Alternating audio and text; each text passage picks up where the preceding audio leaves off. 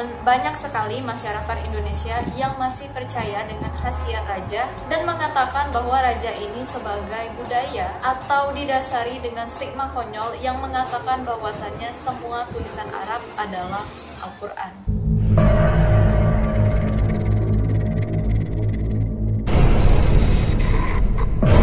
Halo guys, jumpa lagi dengan Mia. So hari ini kita akan membahas mengenai sesuatu yang sangat-sangat terkenal di Indonesia, yaitu mengenai santet, sihir, guna-guna, pelet, dan lain sebagainya, yang sampai saat ini masih ada saja orang yang menggunakannya untuk mencelakai orang lain secara diam-diam dari jarak yang jauh. Nah, hal ini sangat penting sekali kita ketahui untuk mencegah diri kita terkena dari hal-hal semacam itu. Nah, jadi sekarang kita akan membahas mengenai apa saja sih jenis-jenis dari santet dan media-media apa yang biasanya mereka gunakan untuk menyantet seseorang, lalu ciri-ciri orang-orang yang terkena santet dan bagaimana mengobati orang yang terkena santet itu.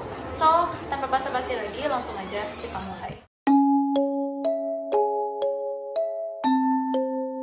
Oke, yang pertama kita akan membahas mengenai jenis-jenis santet dan media-media yang digunakan. Yang pertama adalah santet tali gaib. Santet jenis ini sama halnya dengan ilustrasi sebuah tali. Nah, santet jenis ini bisa dibilang santet yang paling mengerikan, karena santet ini korbannya terus dijaga dan dikontrol dalam waktu tertentu. Nah, di dalam jenis santet ini biasanya ada sebuah tali yang terhubung di antara pelaku dan juga korban. Maka, jika korban mulai kuat terhadap santet, maka dukun atau pelaku akan mengisi santet lagi hingga tak ada habisnya. Jenis santet yang kedua adalah santet kodam. Nah, jenis santet ini akan bekerja apabila dukun atau pelaku santet mengirimkan makhluk halus atau jin kepada korban. Makhluk inilah yang akan mengganggu korban hingga merasukinya. Lalu dari santet jenis inilah banyak korban yang akan mengalami gangguan mental, sakit jiwa hingga kematian. Selanjutnya adalah teluh palesit matima. Jenis santet yang satu ini berasal dari Kalimantan, bahkan sangat terkenal di masyarakat Dayak. Nah, usut punya usut, korban yang terkena santet ini harus ditolong dalam waktu 40 hari, karena jika tidak maka korban tersebut akan mengalami kematian yang sangat cepat.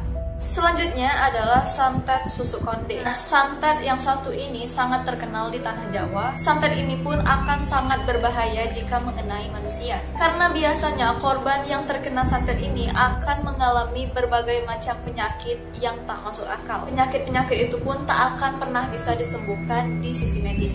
Santet selanjutnya adalah yang disebut sebagai buhul cacing abit. Nah, santet yang terkenal di Sumatera ini menguasai syaraf manusia. Akibat dari jenis santet ini, korban akan mengalami kelumpuhan atau mendapatkan penyakit-penyakit yang aneh. Selain itu, jika tidak segera diselamatkan, maka korban dari jenis santet ini akan meninggal dengan rasa sakit yang sangat maksimal.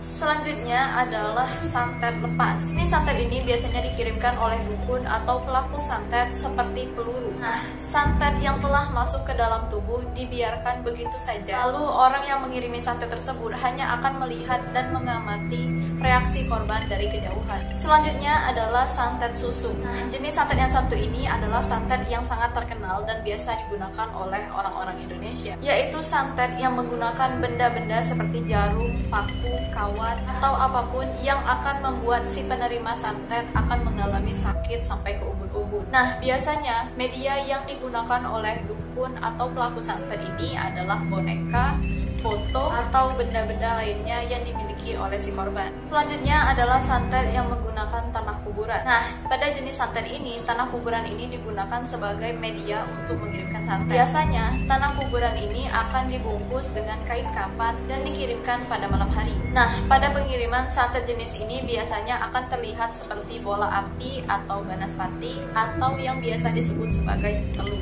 Selanjutnya adalah raja. Raja adalah sebuah kertas yang bertuliskan tulisan-tulisan acak yang biasanya dituliskan dalam tulisan Arab. Nah, terkadang tulisan di dalam raja ini dibentuk seperti bentuk manusia, pocong, hewan, dan bentuk-bentuk lainnya. Namun, banyak sekali masyarakat Indonesia yang masih percaya dengan khasiat raja dan mengatakan bahwa raja ini sebagai budaya atau didasari dengan stigma konyol yang mengatakan bahwasannya semua tulisan Arab adalah Al-Quran. Padahal mereka sama sekali tidak tahu arti dari tulisan-tulisan tersebut. Nah, Islam secara tegas mengatakan bahwasannya raja adalah bagian praktik dari sihir yang tercela. Selanjutnya adalah buhul-buhul atau ikatan tali temali. Nah, buhul ini adalah sebuah ikatan yang di dalamnya terdapat perjanjian dengan jin. Ikatan ini ukurannya sangat kecil sekali dan tali yang dipakai pun bisa berupa benang, rambut, dan lain sebagainya. Nah, bisa kalian bayangkan sebuah rambut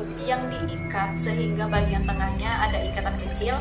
Nah, ikatan kecil itulah yang akan digunakan sebagai buhul atau media santetnya. Nah, buhul inilah yang menjadi kunci pertama perjanjian dengan jin yang akan menjadi partner bagi manusia-manusia jahat yang akan menggunakan buhul tersebut. Yang sangat mengerikan dari buhul ini adalah sang pelaku penyantetan tidak akan meletakkan buhul di sembarang tempat yang mudah dijangkau, seperti di pondasi rumah, atau dimasukkan ke dalam botol dan dibuang ke lautan, atau bisa juga diletakkan ke dalam sumur, atap rumah yang kosong, dan lain sebagainya. Sehingga korban yang terkena buhul ini akan sangat sulit untuk disembuhkan, karena buhulnya pun sangat sulit untuk ditemukan. Nah, yang terakhir adalah santet yang menggunakan binatang melata atau serangga. Nah, pada kasus ini santet tidak selalu berupa serangan langsung yang gaib, tapi juga bisa melalui hewan-hewan berbahaya dan menjijikkan. Nah, biasanya kemunculan dari hewan-hewan yang digunakan untuk menyantet orang ini secara tidak wajar dan masif. Nah, hewan-hewan yang biasanya dikirimkan berupa ular, kalajengking, kelabang, cacing,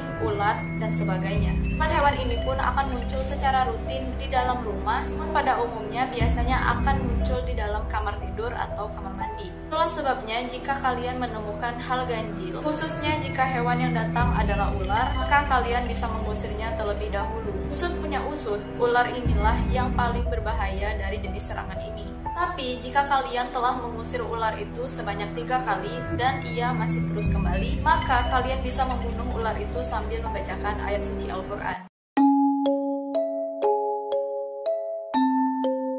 Lalu apa saja sih ciri-ciri orang yang terkena santet? Ciri-ciri yang pertama adalah merasa tidak tenang. Nah, orang yang terkena santet ini biasanya akan merasa gelisah dan sulit tidur. Hal ini disebabkan oleh hadirnya bayang-bayang seseorang yang menghantui. Namun, ketidaklaziman ini biasanya akan terbaca oleh teman dekat atau keluarga, karena orang-orang yang terkena santet ini biasanya tidak akan merasakan keanehan pada dirinya. Selanjutnya adalah sering melamun. Nah, orang-orang yang terkena santet ini akan kehilangan konsentrasinya dan jantungnya akan sering berdebar-debar.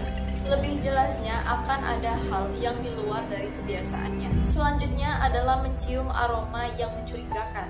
Nah, biasanya ciri-ciri ini dialami oleh seseorang yang terkena pelet atau black magic. Karena target dari ilmu pelet ini akan mencium aroma wangi pada jam-jam tertentu. Misalnya, di tengah malam si korban akan mencium wangi melati yang sangat menyengat di dalam kamarnya. Ciri-ciri selanjutnya adalah akan timbul rasa cinta yang berlebihan kepada seseorang yang dulunya sangat dibenci. Rasa cinta yang berlebihan ini akan membuat si korban terus-menerus merasa tertarik dan ingin bertemu dengan si pelaku.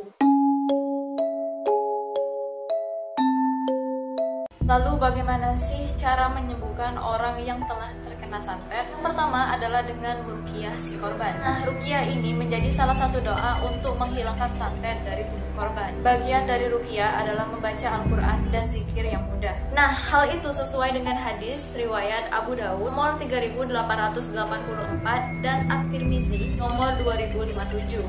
Hadis tersebut berbunyi, dari Imran bin Husain dari Nabi Muhammad SAW, beliau bersabda, yang artinya tidak ada ruqyah kecuali pada penyakit karena mata hasad atau dengki atau karena sengatan binatang. Selanjutnya, cara mencegah santet yaitu dengan menggunakan doa penangkal santet. Nah, doa penangkal santet ini diamalkan sesuai dengan hadis riwayat Bukhari nomor 3371 yang mengatakan bahwasannya Nabi Muhammad SAW berdoa untuk meminta perlindungan untuk Hasan dan Husain, yang artinya aku berlindung dengan kalimat-kalimat Allah yang telah sempurna dari godaan setan, binatang beracun, dan dari pengaruh ain yang buruk.